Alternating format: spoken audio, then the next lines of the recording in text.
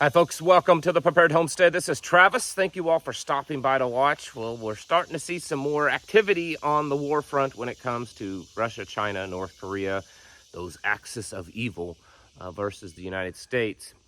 It's been announced in the news that both Russia and China are sending top delegations into North Korea the first time in several years. The Chinese delegation, from what's being reported, is the highest level of delegation being sent into North Korea in several years. So this is interesting that it's happening all at the same time. Both of them are sending over there. They are reportedly going over there to discuss military matters and military cooperation. Just because of Ukraine? Maybe? Is it just so that Russia can have assistance from both North Korea and China in Ukraine? Or is there something bigger going on? There's been speculation for months now that North Korean fighters could end up in Ukraine with Russia, or Chinese fighters for that matter. North Korea has already said that they would send a lot of their troops into Ukraine with Russia, whether it be under the banner of North Korea or send them in as mercenary type troops, much like a lot of the Ukrainian forces have become also now, from getting troops from all over the world fighting under the Ukrainian flag.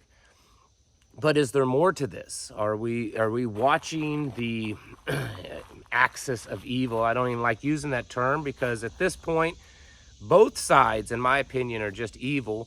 Calling it that, it indicates that the other side's the good guys, and I don't think that's the case for either side. But I think it's a big deal to see that they are both meeting up. They're both sending their top delegations over. They're both planning. There's a lot of strategic planning going on right now behind the scenes. You can read about it in the news, but you kind of have to dig. It's not front page news. It's not the top headline for the nightly news of what we are doing, what the West is doing, what China and Russia and other countries are doing to prepare themselves for a global conflict. But most certainly it is happening. It's happening everywhere. There are generals, admirals. Just last week, the top commander for the Pacific Command, the admiral over Pacific Command, made current, not retired, made statements of how dangerous it is to see China so rapidly advance their military capabilities, that they are establishing themselves and building themselves up for a war position. And we are too in some ways, but it does not appear that we are at the same speed and intensity that China is doing it. And of course, then there's North Korea. They have been definitely increasing their threats, which is not all that unusual because they do this often.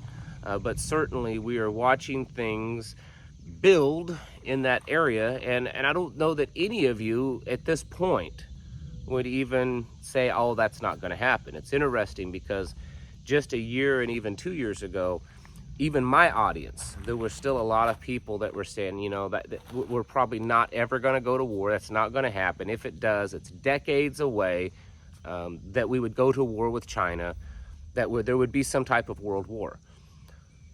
And yet now, look at the opinions. I think most of the opinions, at least in my world, are that we are getting close to that. And even if you look at just opinions as a whole, we're seeing more and more Americans realize that, yeah, we're probably on the verge of a world war. Of course, that would fit very, very nicely if it happens just before the next elections, because, well, that would be a good excuse to not have said elections. On top of that, we also have the MERS COVID virus, which is different. Some of you have forgotten about this. This was from several years ago, 2012, I believe, is when that one first came up. It's not as contagious as the past virus that we experienced, but it is far, far, far more deadly. Something like a 35 to 37% mortality rate. Well, we had a positive case in the Middle East, and already the World Health Organization and others are kind of, into this frenzy that this could very rapidly spread around. And if this virus has mutated to become more contagious, then that's even worse.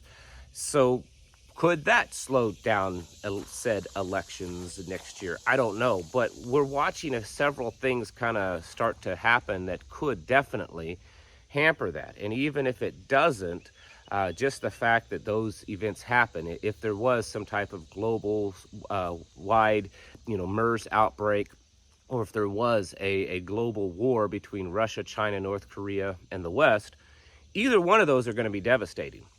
And either one of those we need to be getting ready. I think looking at things right now, at how we're seeing things pan out right now, I think food should be a very high priority. It always should be. I know that that's not anything too different, but it should be a real high priority. Even for those of you that are sitting back and saying, well, I've got a 2-year food supply. I'm good. You need to check. Go through and check your food. Is everything good? I mean, if you've had it for a couple of years or more, you could have areas that could have gotten spoilage, bugs gotten in it. A lot of times people don't realize that because it's stored away. So you need to check that. Reevaluate it and figure out if you really do have the supply that you think you do.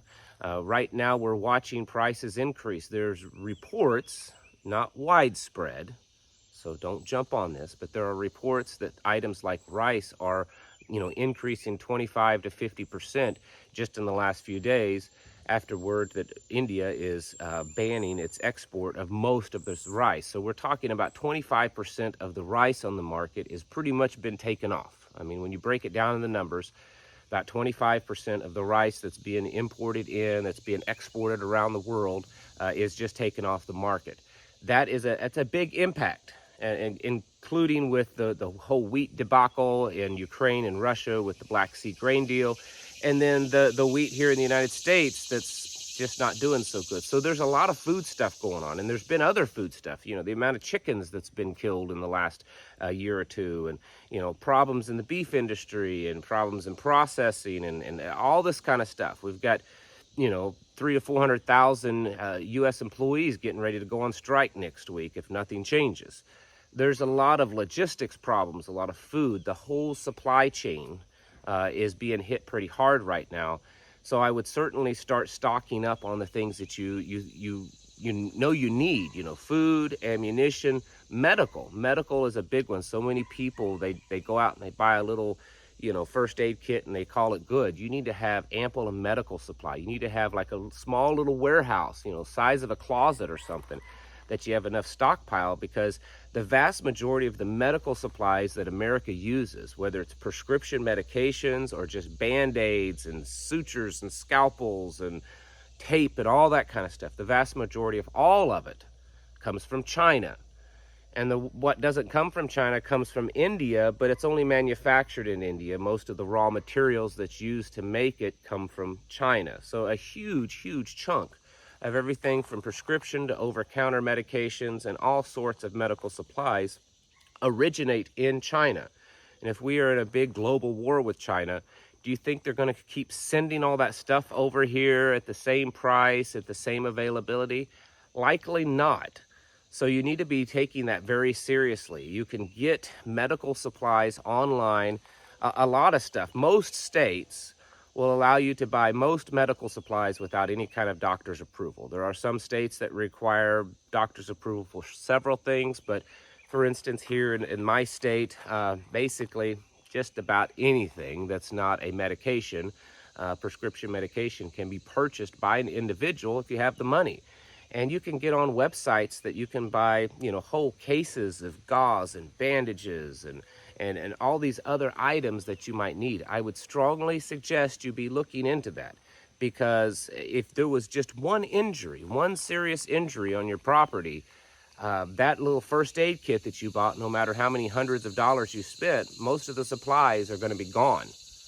And at that point, if we're in that kind of SHTF situation, there's no guarantee you can call that company up and say, hey, I need a refill package because I just used it all. It's possible that that's not going to happen. So you need to make sure you have these supplies on hand right now.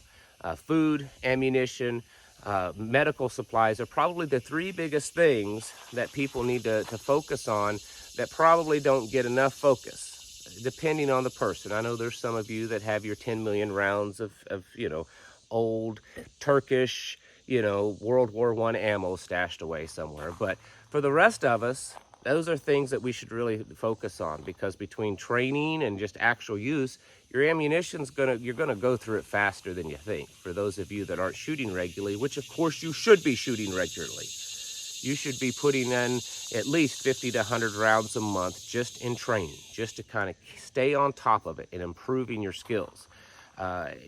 These are just the very basic things, but when we're looking at what's happening and what very well could be happening, sometimes the basic things are going to hit us the hardest. Of course, it's going to be difficult to get parts for your car, parts for your tractor and your appliances and things if we go into a full-scale war with China. It's just a given, okay? That happens in every major war, is the supply chain takes a major hit. You can't plan and prep for all that kind of stuff, but you can certainly stock up on a few things. Make sure you have some basic parts to do a couple of tune-ups on your truck or your car or your lawnmower. Buy some extra chains for your chainsaw and spark plugs. Things that you can stock up on now that are still relatively cheap would probably be a very smart thing to do, considering it looks like we are on the verge of a world war with one of our biggest trading partners. And the first biggest trading partner who was announced this week that's now our top is Mexico, seems to want to kind of sort of side with China. And I wouldn't surprise me one bit if we do go into a world war that Mexico ends up siding with China and Russia. So the things that Americans are used to getting, it's going to become harder and harder to get.